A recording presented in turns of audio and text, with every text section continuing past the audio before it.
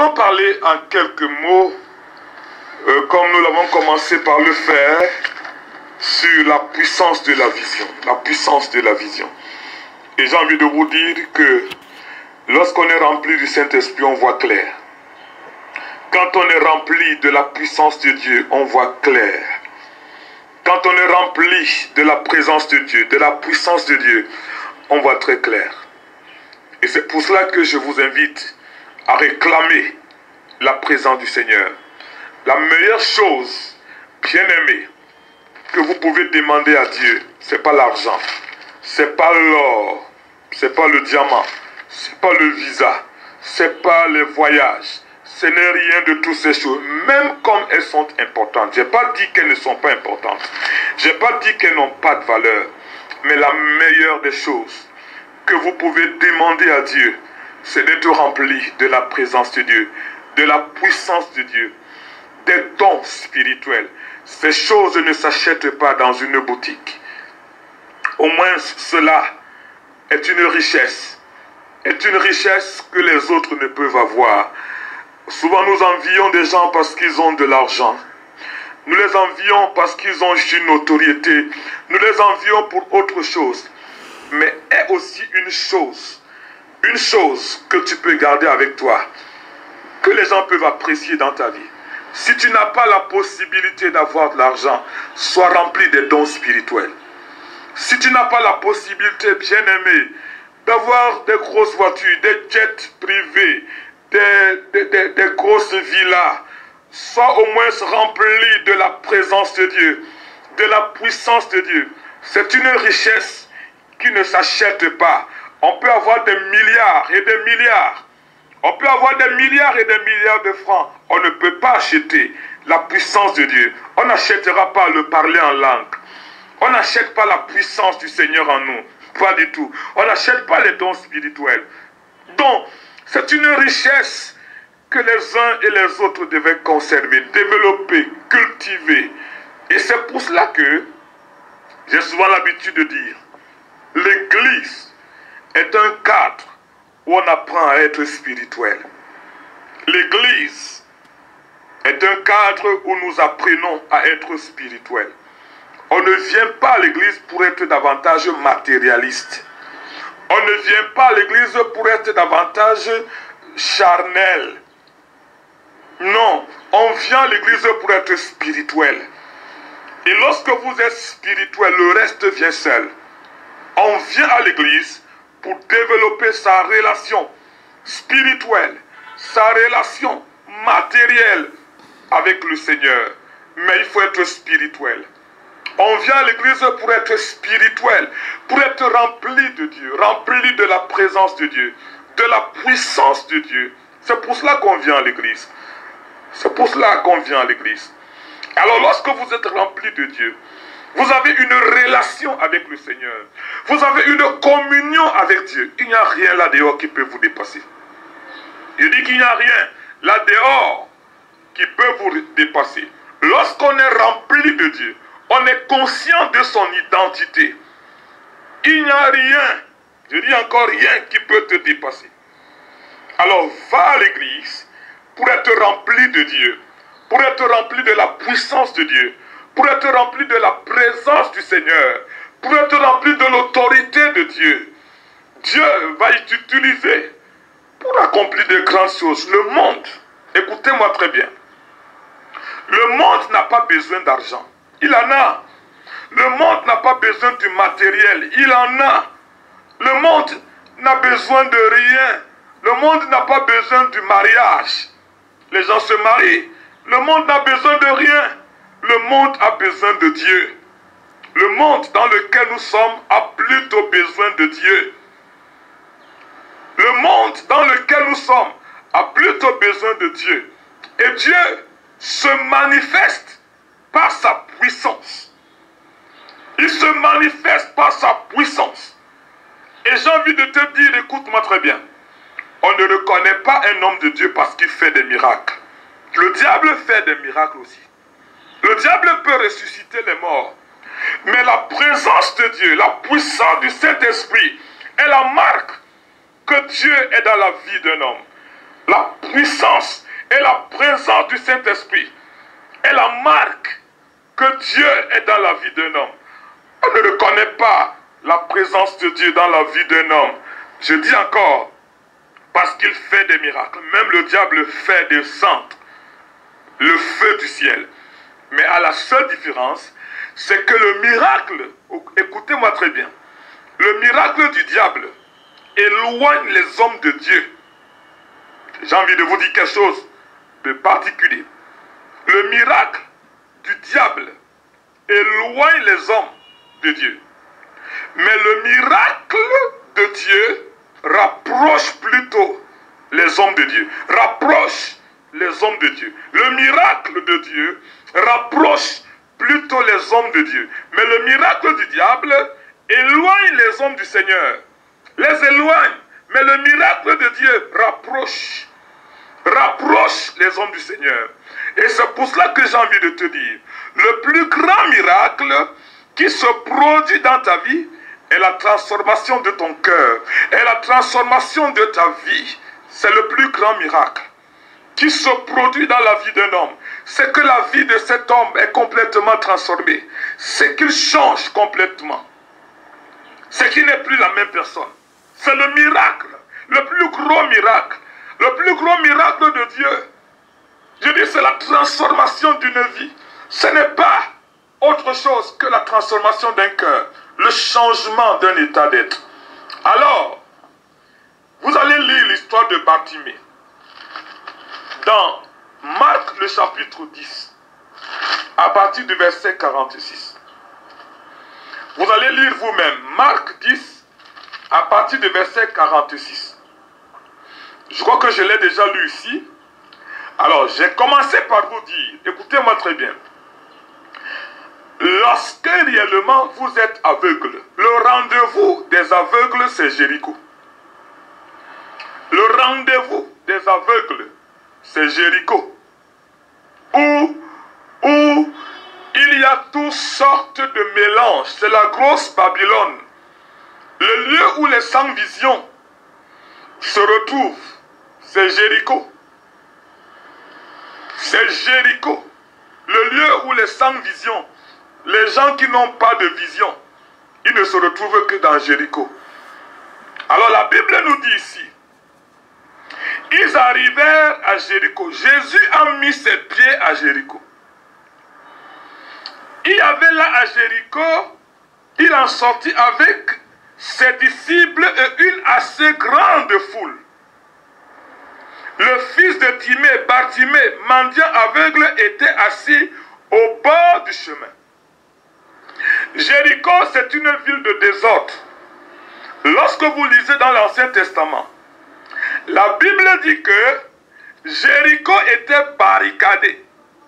Personne n'entrait, personne ne sortait. Jéricho était fermé, était barricadé.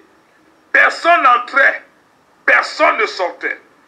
Lorsque vous êtes aveugle, vous tombez dans le trou de Jéricho. Rien de bon n'entre dans votre vie, rien de bon ne sort de votre vie. Rien de bon n'entre, rien de bon ne sort, parce que vous êtes à Jéricho. Le lieu de rencontre de tous les aveugles, les sans vision. Les sans vision, c'est Jéricho. Écoutez-moi très bien. Il y a une différence entre un aveugle et un malvoyant. Ne confondez pas les deux choses. Un aveugle et un malvoyant. Pour moi ici, l'aveugle est un sans vision. J'ai un ami très cher, qui m'est très cher, Coco Bertin. C'est un très grand ami à moi, Coco Bertin. Oh ben c'est un homme de grande vision. Il est malvoyant, mais c'est un homme de très grande vision. Donc ne confondez pas un malvoyant d'un aveugle. Il y en a, quand tu es aveugle, c'est que tu n'as pas de vision. C'est que ta vie ne marche pas. Il y en a, je dis bien, un aveugle est celui qui n'a pas de vision. Un malvoyant est celui qui a une maladie normale, naturelle. Je dis encore, mon ami Coco Bertin, il y en a comme ça. Il est malvoyant, mais est un homme de grande vision. C'est un homme de grande vision. Et Dieu sait pourquoi il a voulu qu'il soit comme ça. C'est un homme de très grande vision que j'apprécie particulièrement. Alors j'ai envie de te dire ce matin, lorsque tu es aveugle, ton carrefour, c'est Jéricho. Le lieu où les gens se plaignent beaucoup, le lieu où les gens n'ont rien à faire, le lieu où les gens passent plutôt leur temps à juger et à critiquer les autres. Ils n'ont aucune autre occupation parce qu'ils n'ont pas de vision. Ils n'ont pas d'objectif. Ils sont occupés à beaucoup d'autres choses sauf le développement de leur être. Alors, la particularité d'un aveugle également, c'est qu'il est mendiant. Il mendie. Un homme de vision ne mendie pas. Un homme de vision ne mendie pas. Écoutez-moi très bien. Un homme de vision ne mendie pas. Un aveugle, un homme sans vision, il mendie. Il passe son temps à mendier parce qu'il n'a pas de vision. Il n'a pas de vision. Et c'est pour cela que ce matin, j'ai envie de prier afin que Dieu ouvre tes yeux spirituels. Que Dieu ouvre tes yeux spirituels afin que tu aies une vision au nom de Jésus. Parce que tant que tu n'as pas de vision, tu n'auras pas de provision. C'est la vision qui favorise la provision. Tant que tu n'as pas de vision, Dieu ne saura pas comment t'aider. Il ne saura jamais comment te bénir. Et ma prière, c'est que Dieu ouvre tes yeux spirituels, les yeux de ton esprit, afin que tu aies une vision. Seigneur, je prie que tu ouvres les yeux de l'esprit de tous ces bien-aimés qui m'écoutent, afin qu'ils voient loin, qu'ils voient la paix de Dieu dans leur vie. Un aveugle est celui qui peut avoir un potentiel. Un aveugle est celui qui peut avoir une grâce. Un aveugle est celui qui peut avoir des talents. Il est béni, mais il n'utilise pas ses talents. Il ne valorise pas ses talents. Il ne déploie pas les grâces qu'il y a en lui. C'est ça l'aveugle. Écoutez bien, chacun de nous a un potentiel. Ou encore chacun de nous est un potentiel. Mais tout dépend maintenant de là où tu places ton potentiel. Si vous prenez une table, vous la mettez sur le dessus du goudron en route, elle n'est pas utile là-bas. Elle n'est pas utile. Si tu prends une table, tu la mets sur la route. La table a un potentiel, ou alors c'est un potentiel. Mais le fait que la table soit sur la route, elle est inutile. Or, si cette même table était dans un salon pour servir soit de bureau, pour servir soit de table à manger, là elle serait utile. Ce n'est pas que Dieu ne t'a pas béni.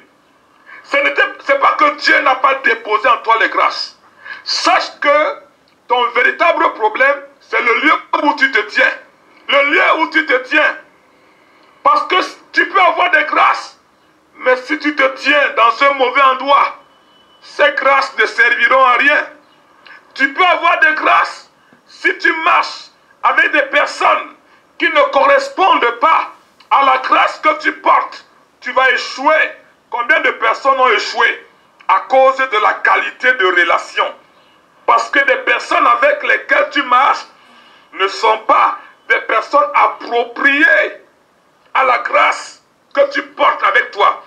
Elles ne t'aideront pas, elles te suceront plutôt. Sache où tu mets ton potentiel. J'ai envie de te dire, tu peux être rempli de la grâce de Dieu, de la présence de Dieu, mais la qualité de choix, de choix que tu te fais détruit ta vie. La qualité de choix que tu te fais détruit ta vie. Et même pour des jeunes qui vont à l'école, plusieurs ont échoué leur vie. Plusieurs ont échoué leur vie tout simplement parce que la filière qu'on s'est choisi à l'école ne correspond pas à la grâce de Dieu dans sa vie. Tu vas choisir sciences politiques, alors que tu serais un très bon mécanicien et tu réussirais dans ta vie en tant que mécanicien. Et voilà que tu es rempli de diplômes, mais sans vision. Tu es rempli de vision, de diplômes, mais sans objectif. Parce qu'à l'école, tu allais choisir une filière qui n'est pas en accord avec la grâce que tu portes. Et c'est l'erreur de plusieurs. Tu serais peut-être une très grande esthéticienne. Tu serais une très grande coiffeuse, reconnue internationalement. Mais à cause que tu as vu que la voisine, sa fille est médecin, toi aussi tu vas être médecin. Tu vas te fabriquer à être médecin.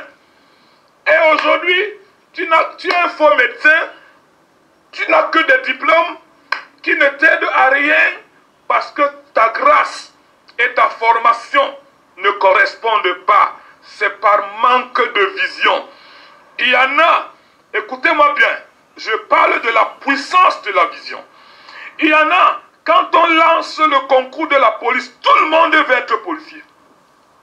Tout le monde va être policier parce qu'on a lancé le concours de la police. Si ce n'est pas ta grâce, si ce n'est pas ton appel, tu seras un mauvais policier. Les autres grandiront en grade. Mais toi, tu ne grandiras pas parce que tu es placé là où il ne fallait pas. Tu serais peut-être un bon peintre. Et tu serais en train d'entrer partout. Parce que les gens méprisent. Quand ils voient les gens faire des choses, ils méprisent. Ils méprisent et ils se méprisent eux-mêmes. Ce n'est pas parce que l'autre est médecin que tu seras forcément médecin. Ce n'est pas parce que l'autre est diplomate que tu seras forcément diplomate. Ce n'est pas parce que l'autre est, je ne sais pas quoi, un professeur, que toi aussi tu serais forcément professeur.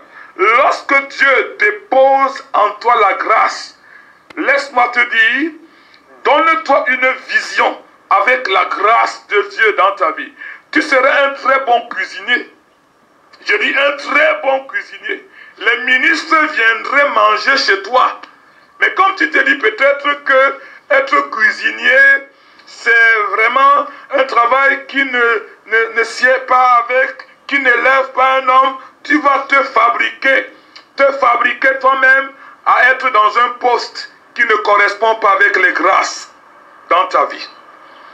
Apprends à lire les grâces de Dieu dans ta vie. Sinon, tu vas te retrouver au bord du chemin. Plusieurs accusent le diable. Plusieurs accusent la grand-mère, l'oncle, la tante, leurs propres parents, alors que c'est eux-mêmes le problème. C'est toi-même le problème de ta vie. Regarde, est-ce que le don qui est en toi correspond à ce que tu fais? Quand ce que tu fais est en accord avec la grâce de Dieu dans ta vie, tu évolues. Ta vie est épanouie. Ta vie se développe. Mais le manque de vision a fait que les gens sont dans des positions dans lesquelles ils ne devaient pas être.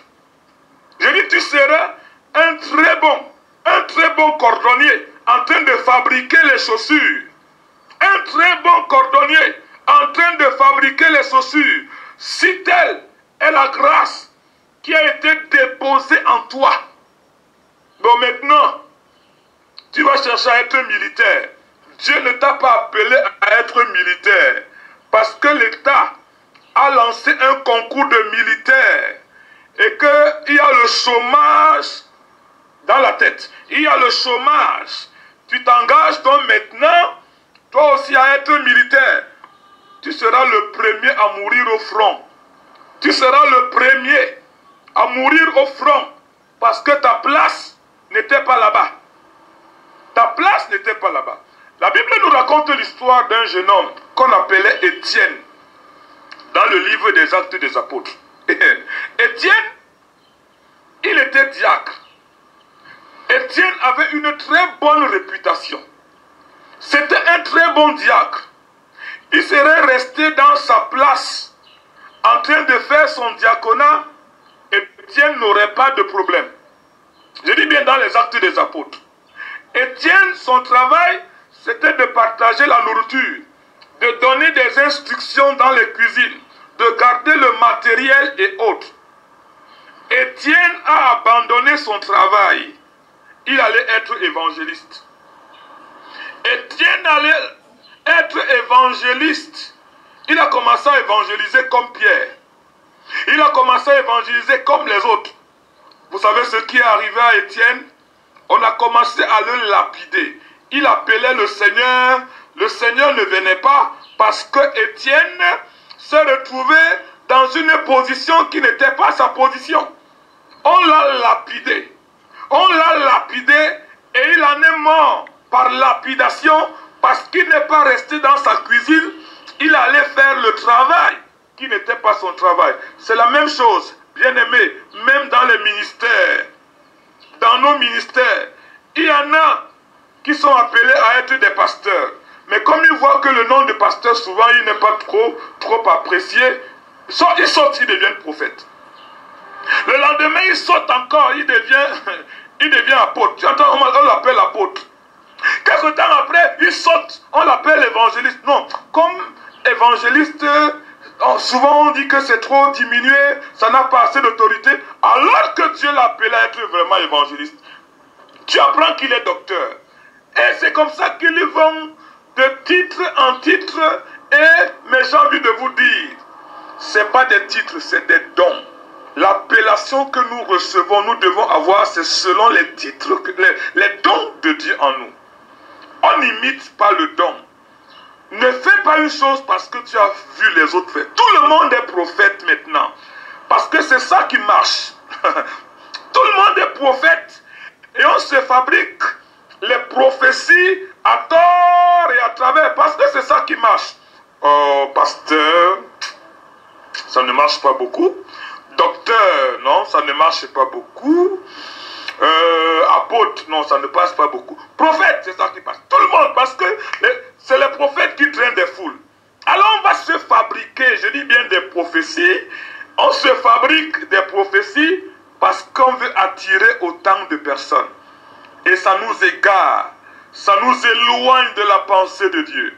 La question que je m'en vais te poser aujourd'hui, la question que je te pose aujourd'hui, est-ce que tu es à la place qu'il faut?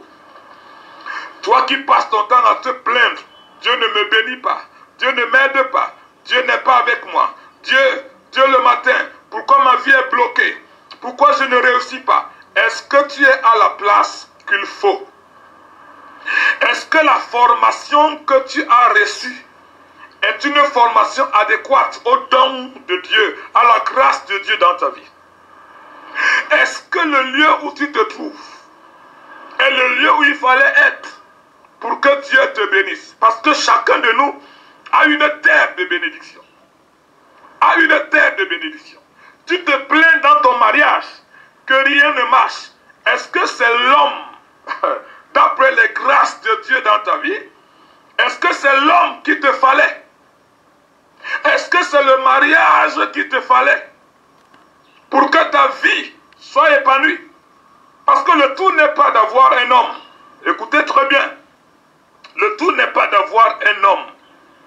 Mais est-ce que c'est l'homme de mon mariage? Est-ce que c'est l'homme de ma vision?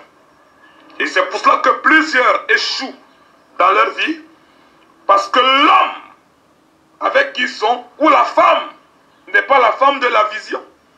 Et alors on se retrouve en train de supporter le mariage, de subir le mariage, en train de mettre la chaux. Vous savez, de mettre la chaux tous les jours pour que ça marche bien. Mais au-dedans, on sent qu'on force seulement. Au-dedans, on sent qu'on force seulement. On est en train de forcer, mais ce n'est réellement pas ça. Ce n'est réellement pas ça. Est-ce que tu es là où il fallait? Est-ce qu'avec tout ce que tu as en toi comme potentiel, comme grâce, je vais encore te choquer, est-ce que c'est le pasteur qui te fallait? Est-ce que c'est le pasteur qui te fallait? Parce que écoutez, On peut être nous tous pasteurs dans la société. Mais chacun a un pasteur derrière lequel Dieu l'a placé. Chacun a un pasteur derrière lequel Dieu l'a placé pour l'élévation. Le plus... Voilà. Chacun de nous, écoutez-moi très bien. Revenez, revenez.